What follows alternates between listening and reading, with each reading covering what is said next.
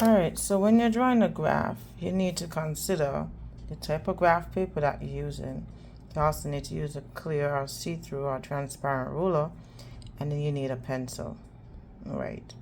Okay, so the first things you need to know is that you can have the graph in landscape like this, which is the longer side going vertical, the longer side going horizontal, and the shorter side going vertical. Or you can go portrait, where you have the longer side going vertical and the shorter side going horizontal, as you can see here. Okay, so I'm gonna do the graph as landscape. So pretty much you have two axes that we actually note, which is the y-axis, that's vertical, and then you have the x-axis, which is horizontal. You take your ruler, and to draw the horizontal line, you make sure that whatever line you are drawing runs along the dark blue line at the bottom. Okay, so this is your x-axis.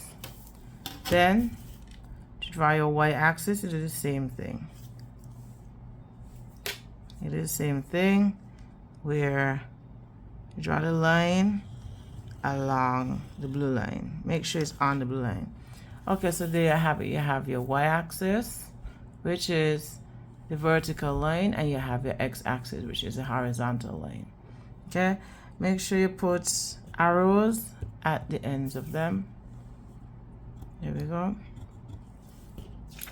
Okay, so I'm going to calibrate the graph. Calibrating the graph simply means that you're going to put them in equal increments, and it depends on the multiples. For instance, for this particular graph, every 10 spaces I will put 5. I use multiples of 5 here. So every 10 spaces, that's 5, 10.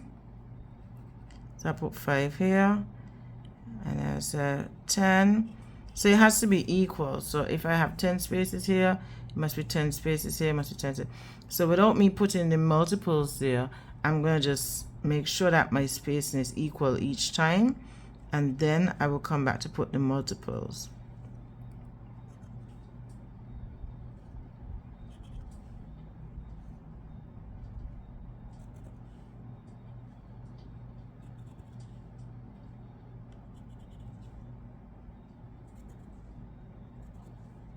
And you want to make sure that your points, they all have lines, little indications that this is where you plan to calibrate. You don't just write the number by where you think you should write it, because then you would have no idea if it's this or this. If you put the number 20 here, what are you talking about? So you need to actually indicate where you plan to put your number. Okay, so now that we have calibrated our, where we have made equal increments here, we can actually put the calibration, and I'm going to use multiples of 5. So I have here 5, 10. The next one will be 15, 20, 25, 30, 35, 40, 45, 50, 55, 60. Okay, so this has been calibrated in multiples of 5 every 10 spaces. Okay, so for the next one now, I'm going to use every 10 spaces. I'll calibrate it as multiples of 10. Okay, but first I'm going to find my spacing every 10 spacing, every 10 spaces.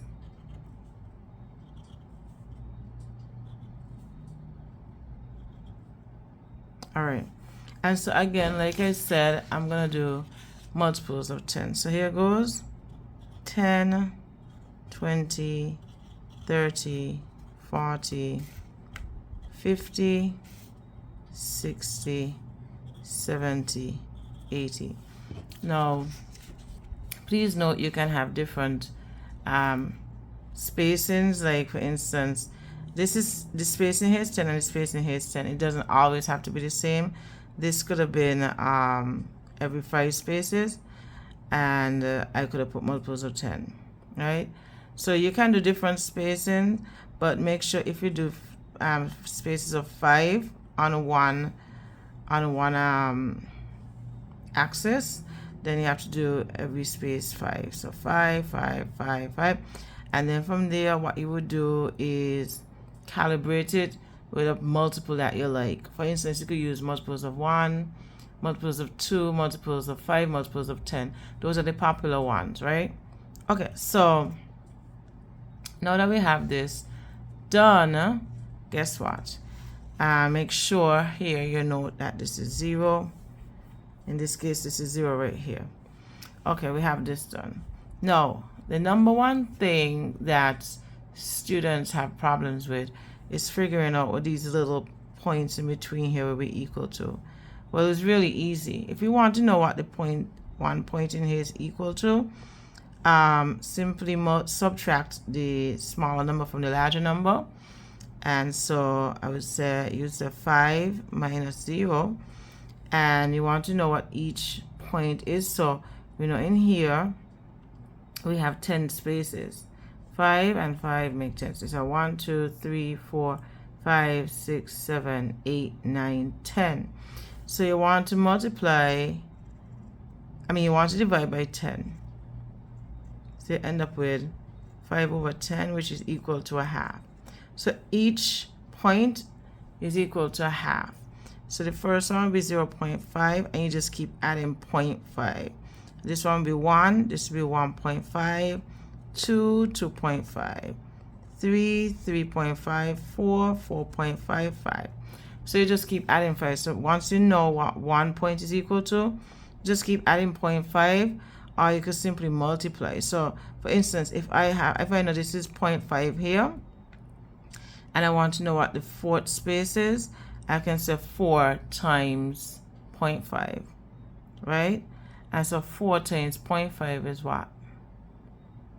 Right, it'd be 2. So it would be 0.5, 1, 1.5, 2.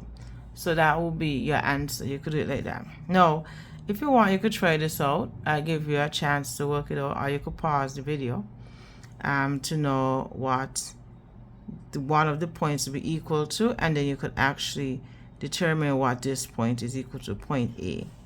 So let's first find out what this point is equal to. So we say 10 minus 0, because this is between 10 and 0, right? And then we know in between here, there are 10 spaces in between here. So we divide 10 minus 0 by 10, and it's going to be equal to 1. So now each space is equal to 1. So this is 1, 2, 3, 4, and so A is 5. Okay? And since you knew this was 1, you could have said, oh, well, the space is equal to 5 once I count it. So 1 times 5 is 5. So that's basically how you work out what the points in between here equal to. And you just add, or you can multiply by the amount of spaces to find out what each point is equal to.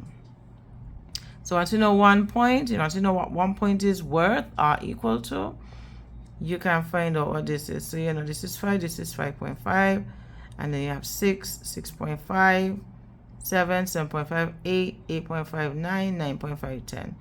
Okay, so I hope that clarifies everything. Okay.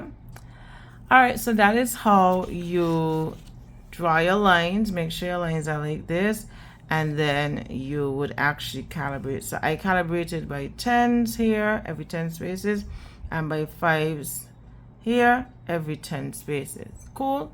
Okay, so suppose I plot some points, right? Suppose I plot a point here and I plot a point here. So these are all made up points, by the way. I plot a point maybe here, and then I plot one here again. All made up points.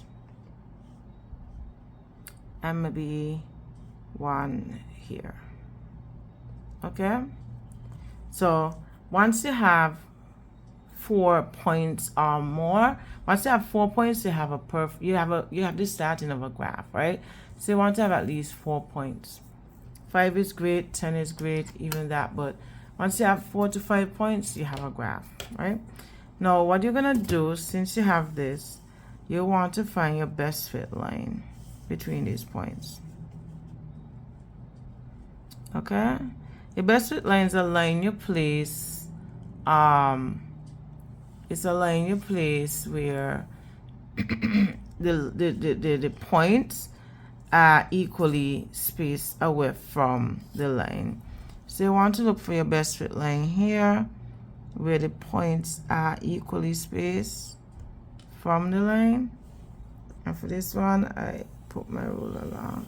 And the line doesn't always have to go between, through 0, the origin of the graph. Okay, so that's the best fit line right there. So the points that are furthest away from the line on either side should be close enough, as far away from the line as each other. So let's count.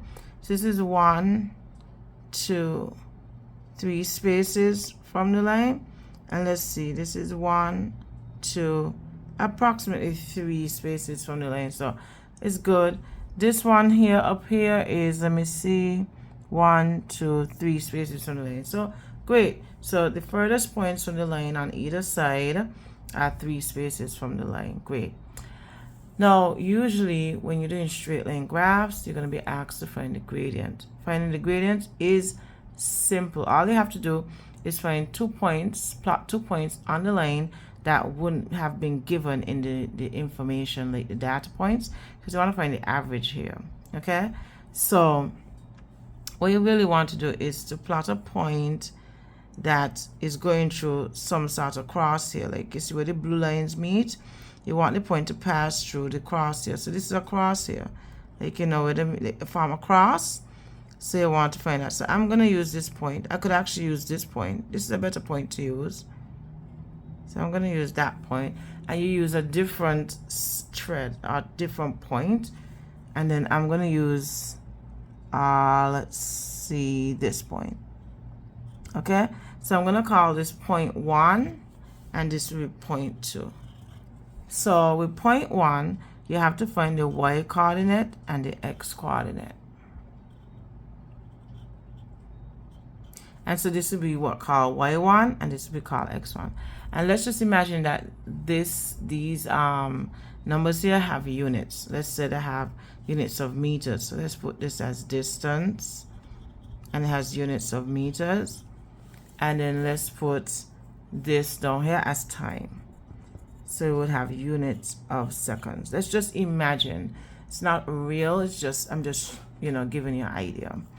All right, so now what you need to do is find what the point is, what the y coordinate is. And how you do that, you want to draw a line along, like a perforated line along the line that connects to the y-axis, and you put an arrow there. This is your beginner, so once you get better at this, you wouldn't have to draw a line. Okay, so you draw a line, and this is where the y coordinate is. So we know this is 71, 72, 73, 74. Right, so our y coordinate is 74, but since this axis has a unit, we say 74 meters. And then we take the ruler and we find the x coordinate for it. Okay, and we do the same thing. We draw our perforated lines. That's a line with spaces between it, and we come down and we do it carefully, right? And so our x1 coordinate would be 40.5, 41, 41.5. And remember that this has units of seconds. You pretty much want to do the same thing for this point right here, where you draw the line to the y-axis here. And then you do the same thing down here for the x-axis. And you put y2 and x2, right? Same thing. And so once that is done, we see that y2 is 6, 7. So for this point, the y coordinate is 7 meters, while the x coordinate would be 0.51, 1.52. If you got that answer by watching this video, very good, you're getting along. Now, you want to find the gradient. The gradient, better known as the slope, is actually a representation of whatever quantity you're trying to determine. And so that's what graphs do. They pick what is going on. Like this graph is showing that the slope of this graph is going to give us speed, basically, right? Because speed is equal to distance over time. So it's giving us an idea of how the object is moving, and it's showing that over time the object's distance increases, right? So speed is equal to the distance traveled over the time taken, as you can see here. We have distance, we have time. And so how do I know that? Simply because gradient or slope is equal to the change in values of y over the change in values of x. And how we do that? We say y1 minus y2 over x1 minus x2. You could also do y2 minus y1, but if you start with a 2, you have to start with the 2 down here. x2 minus x1. You don't get the same answer. Alright, so from there, you can put in your figures. So I'm going to use this one. You could use this one. I see that we both going to get the same answers. So our y1, and this is pretty much how you want to write on your graph, all the information, especially in physics. You want to write your information and then transfer it to the area so that you don't make any mistakes. So our y1 will be 74 meters. And this is why it makes sense, because our y2 will have the same units, which is 7 meters. Divided by x1, which is 41.5 seconds, minus 2 seconds. Okay? From there we get 7 minus 4 is 70 minus 3. That will give us 67.